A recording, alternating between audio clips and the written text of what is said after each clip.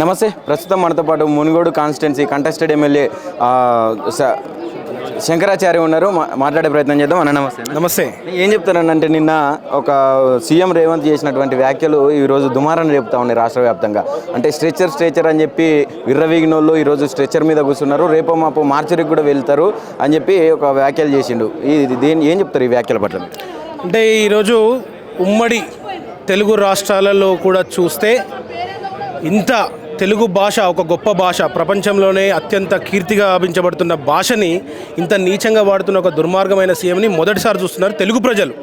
Not only Telangana ప్రజలు, తెలుగు ప్రజలు మొదటిసారి ఇంత నీచమైన భాష మాట్లాడుతున్న ముఖ్యమంత్రిని for the first time Telangana ముఖ్యమంత్రి రేవంత్ రెడ్డిని చూస్తున్నారు. అతని భాష కానీ యాస కానీ ఆయన ఏమనుకుంటుంటే, అంతకుముందుకు కాంగ్రెస్ పార్టీలో ఉన్నప్పుడు అడ్డగోలుగా మాటలు మాట్లాడి దొంగ హామీలు ఇచ్చి 420 హామీలు ఇచ్చి గద్దెనెక్కి పౌర సమాజాన్ని మోసం చేసి మేధావి వర్గాన్ని మోసం చేసి ప్రతి ఒక్కరికి తాయిలాలు ఇచ్చి అధికారంలోకి వచ్చిన రేవంత్ రెడ్డి అదే చిల్లర దందా రియల్ ఎస్టేట్ బ్రోకర్ లాగా మాట్లాడుతున్న తీరు చూస్తే ఇవాళ మన స్టేజ్ అనేది పడిపోతుంది. అతన్ని భాషని మార్చుకోకపోతే నిజంగా కూడా ఒక గౌరవనీయులు తెలంగాణలో 14 సంవత్సరాలు పోరాటం చేసి తెలంగాణ రాష్ట్రాన్ని సాధించి 2 పర్యాయాలు తెలంగాణ వస్తే మీ చీకటి వస్తుందన్న ఆంధ్ర పాలకులని కాదని ఒక అద్వితీయమైన రాష్ట్రంగా అభివృద్ధి చేసిన కేసీఆర్ గారిని అలాంటి మాటలు మాట్లాడడం తెలంగాణ మొత్తం సమాజం కూడా గర్హనీయం.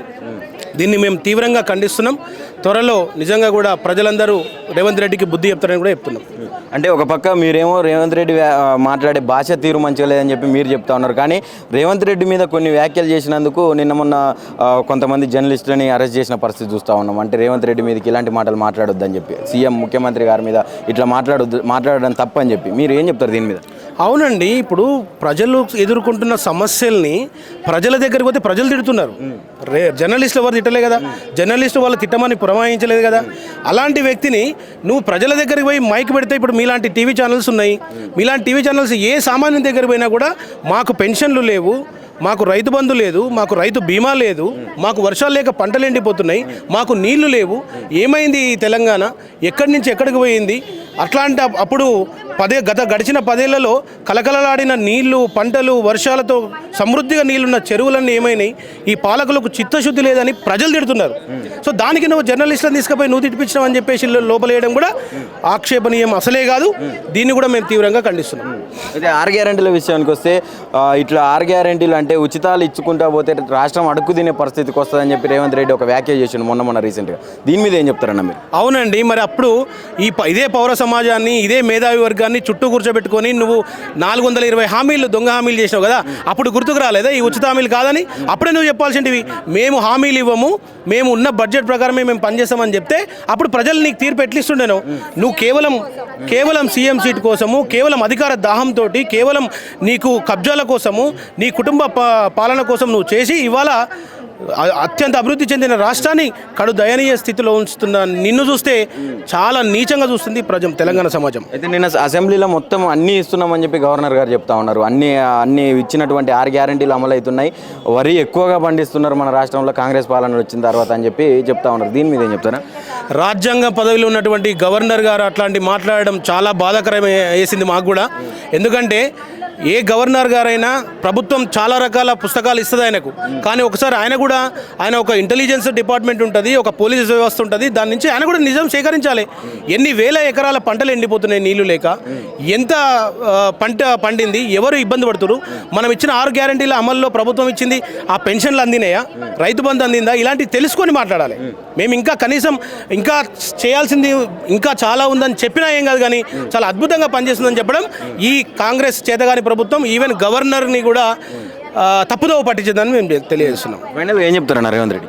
డెఫినెట్గా ఈ తెలంగాణ రాష్ట్రం ఏదైతే సబ్బండ వర్గాలు, సబ్బండ కులాలు చాలా ఘోరమైన పరిస్థితుల్లోకి పోయిరు, వాళ్ళు చాలా మోసపోయారు, అది ఆల్రెడీ గ్రహించారు. అది గ్రహించి ప్రతి పల్లెం బతుకుంటుంది, ప్రతి గూడెం బతుకుంటుంది, ప్రతి వ్యక్తి ఇవాళ పోరాటం చేయడానికి సిద్ధంగా ఉండు. ఇది పార్టీలకు అతీతంగా ఈవెన్ కాంగ్రెస్ వాళ్ళే కాంగ్రెస్ ప్రభుత్వాన్ని తిట్టే పరిస్థితి మనం ఇవాళ తెలంగాణలో చూస్తున్నాం. ఖచ్చితంగా మాకు మళ్ళీ కారు రావాలి, మళ్ళీ మాకు సార్ రావాలని నినాదంతో ముందుకెళ్తుంది తెలంగాణ సమాజం. తెలంగాణ ఉద్యమకారుడు బీఆర్ఎస్ సీనియర్ నాయకులు రమేష్ కుర్మా ఉన్నారు, మాట్లాడే ప్రయత్నం చేద్దాం. అన్న నమస్తేనే. నమస్తే అన్న. ఏం చెప్తారన్న నిన్న రేవంత్ రెడ్డి చేసిన వ్యాఖ్యల మీద మీరు? రేవంత్ రెడ్డి గారు అసలు తెలంగాణ రాష్ట్రాన్ని అధోగతి పాలు చేసిండు. మార్చురికి పంపిస్తాం అది అని చెప్తే తెలంగాణ రాష్ట్రాన్ని భారతదేశంలో ఉన్నటువంటి 29 రాష్ట్రాల్లో రాష్ట్రాన్ని 14 నెలలను మార్చురికి పంపిస్తాం. ఒక గజ దొంగవు నువ్వు కేసీఆర్ గారి గురించి మాట్లాడే నైతిక హక్కు నీకు లేదని చెప్పేసి నేను తెలియజేస్తున్నా. ఎందుకంటే 60 ఏళ్ళు అరిగోసపడ్డ ఈ తెలంగాణ రాష్ట్రాన్ని సస్యశ్యామలం చేసినటువంటి ఘన చరిత్ర కలిగిన కేసీఆర్ గారిని పట్టుకొని నువ్వు ఒక వయసు, ఆయన పద్ధతి, ఆయన ఏం మాటలు మాట్లాడే విధానం నీకు సోయి లేకుండా, సిగ్గు శరం లేకుండా నువ్వు ఇచ్చినటువంటి 420 హామీలు వదిలేసి 6 గ్యారంటీలు వదిలేసి తెలంగాణ రాష్ట్రాన్ని పక్క రాష్ట్రాలు చూసుకుని నవ్వుకునే విధంగా తయారు చేసి ఈరోజు కేసీఆర్ గారిని మార్చురికి పంపిస్తే సరే సమయం వచ్చినప్పుడు ఎవరైనా పోతారు, మానవ జన్మలు ఎవరైనా పోతారు, అది సహజం. ఈయన ఇక్కడ 1000 ఏళ్ళు ఉంటాడా రేవంత్ రెడ్డి గారు? ఈ విధంగా మాట్లాడడం భావ్యం కాదు. ఒక తెలంగాణ ఉద్యమ నాయకుడు ఆయన, తెలంగాణ రాష్ట్రాన్ని సాధించినటువంటి తెలంగాణ రాష్ట్ర సాధకుడు ఆయనను పట్టుకొని మా తెలంగాణ రాష్ట్ర విధాతని పట్టుకొని నీ ఇష్టాన్ని నోటికి వచ్చినట్టు మాట్లాడిన సిగ్గు శరం ఉండాలి రేవంత్ రెడ్డి గారికి అని చెప్పిస్తున్నావు. పబ్లిక్ నిన్ను ఊర్లలో ఒక చెప్పులతోటి కొట్టే పరిస్థితి ఉన్నది. అదంతా నువ్వు కవర్ చేసుకోండి. డైవర్ట్ పాలిటిక్స్ చేస్తూ కేసీఆర్ గారిని, కేటీఆర్ గారిని, బీఆర్ఎస్ని టార్గెట్ చేస్తూ ప్రతి ఎక్కడికి వెళ్ళినా అదేవిధంగా మీరు మాట్లాడడం రేవంత్ రెడ్డి గారికి ఇది తగదు. మీరు ఇచ్చినటువంటి హామీలు నెరవేర్చండి, మీరు ఇచ్చినటువంటి 6 గ్యారంటీలు నెరవేర్చండి, తెలంగాణని సస్యశ్యామలం చేయండి, తప్పలేదు. కాళేశ్వరం ఎండబెట్టావు, కాలువలన్నీ ఎండిపోతున్నాయి, రైతులు అన్నమో రామచంద్రాన్ని రోడ్ల మీదకి వచ్చి రైతులు ఏడుస్తున్నారు. అంటే వర్షాలు పడకుంటే తప్పు నాదా అని చెప్పి అంటుండు కదా. కాళేశ్వరంలో నీళ్లు వదలరా బాబు, కేసీఆర్కి ఎక్కడ పేరు వస్తుందని చెప్పేసి కాళేశ్వరంలో నీళ్లు వదలకుండా కాలువలు ఎండబెట్టి రైతుల భూములు ఎండబెట్టి ఈరోజు రైతులు పొలాలలో గొర్రెలని బర్రెలని మేపుకుంటే పరిస్థితి వచ్చింది తెలంగాణ రాష్ట్రంలో. ఈ దుస్థితికి, ఈ పరిస్థితికి రేవంత్ రెడ్డి కారణం అని చెప్పేసి నీకు తెలియజేస్తున్నా. అయితే వేదిక ఏదైనా, సభ ఏదైనా మన రేవంత్ రెడ్డి గారు కేసీఆర్ని, కేటీఆర్ని, హరీష్ రావుని అంటే వీళ్ళనే పట్టుకొని వీళ్ళని తిట్టే ప్రయత్నమే చేస్తూ ఉన్నాడు. ఎందుకు అనుకోవచ్చున్నది వీళ్ళని టార్గెటెడ్గా? ఒకటే బ్రదర్, రేవంత్ రెడ్డికి రాత్రి నిద్రలోగిన 1 గంటకి నిద్ర లేపినా కేసీఆర్, కేటీఆర్, హరీష్ రావు గుర్తొస్తుంది. బీఆర్ఎస్ సైన్యం గుర్తొస్తుంది. 70 లక్షల సభ్యత్వం గల ఒక ప్రాంతీయ పార్టీ బీఆర్ఎస్ పార్టీ. మా పార్టీ ఉద్యమకారులను చూస్తే రేవంత్ రెడ్డికి ఉచ్చబడుతుంది. ఎక్కడైతే ప్రశ్నించే బలాన్ని ఎక్కడైతే మీరు నొక్కి పోలీసులతో కేసులు పెట్టించి జైలుకు పంపిస్తున్న ఈ దమన నీతికి ఈ పరాకాష్ట అని చెప్పి తెలియజేస్తున్నా.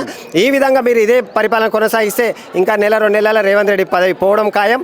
ఇంకో ముఖ్యమంత్రి తయారు చేస్తున్న మీ హైకమాండ్ జర ఆలోచించుకొని సోయితోటి తెలంగాణని ఇజ్జత్గా కాపాడరు నాయన. 29 రాష్ట్రాలలో మా బాపు కేసీఆర్ గారు 10 సంవత్సరాలు #1 రాష్ట్రాన్ని భారతదేశ పటంలో నిలిపిండు. ఆ మహా పుణ్యాత్ముని నువ్వు ప్రతిరోజు తిడితే పురుగులు పడి చచ్చిపోతావు, అది గుర్తుపెట్టుకో రేవంత్ రెడ్డి. అంటే ఒక పక్క రాష్ట్రాన్ని అప్పుల పాలు చేసిండు, మేము ఆ అప్పులకు వడ్డీలు కట్టడానికే సరిపోతా ఉన్నాయి వచ్చినటువంటి బడ్జెట్ అంతా కూడా అని చెప్పి రేవంత్ రెడ్డి చెప్తుండు. మీరేమో కేసీఆర్ ఉన్నప్పుడు రాష్ట్రాన్ని #1 స్థాయిలో చూపెట్టారని మీరు అంటారు. ఏం చెప్తారు మీరు? కేంద్ర ప్రభుత్వమే కదా ఈరోజు 29 రాష్ట్రాలలో #1 స్థానంలో ఉన్నదని చెప్పేసి వాళ్ళే కితాబ్ ఇచ్చారు కదా. ఇప్పుడు మేము చెప్పుకోవడం లేదు. కాళేశ్వరం ప్రాజెక్టు 3.5 సంవత్సరాలలో కట్టి 60 లక్షల ఎకరాలకు నీళ్ళిచ్చి ఆ భూములు సస్యశ్యామలం చేసి రైతులను బంగారు పంటలు పండించే విధంగా కేసీఆర్ గారు చేశారు. 24 గంటల కరెంటు ఉచితంగా ఇచ్చారు, పెట్టుబడి ఇచ్చారు, రైతు బీమా ఇచ్చారు. ఏదైనా ఒక కుంట ఉన్న రైతుకినా చనిపోతే వారం రోజుల్లో ఆ ఉన్న ఫ్యామిలీకి 5 లక్షలు అకౌంట్లో పడే ఒక ఆలోచన విధాత ఉన్నటువంటి మా దాత కేసీఆర్ గారు. అలాంటి ఆయనను పట్టుకొని నువ్వు మరి నీకు ఆ రోజు తెలియదా, హామీలు ఇచ్చేటప్పుడు తెలియదా ఎంతవరకు ఈ నిధులు ఉన్నాయి, ఇవి ఎంతవరకు అమలు చేయాలని చెప్పేసి ఈరోజు నువ్వు చేయలేక, నీ చేతగాక, నీకు ఏ విధంగా అయితే పరిపాలన మీద చిత్తశుద్ధి లేదు. అందుకే మీరు కేసీఆర్ గారిని, కేటీఆర్ గారిని, హరీష్ రావుని, బీఆర్ఎస్ పార్టీని విమర్శిస్తున్నారు. ఇది యావత్ తెలంగాణ సమాజం హర్షించదు, దయచేసి గుర్తుపెట్టుకో అని చెప్పేసి హెచ్చరిస్తున్నారు రేవంత్ రెడ్డికి ఒక ఉద్యమకారుడిగా.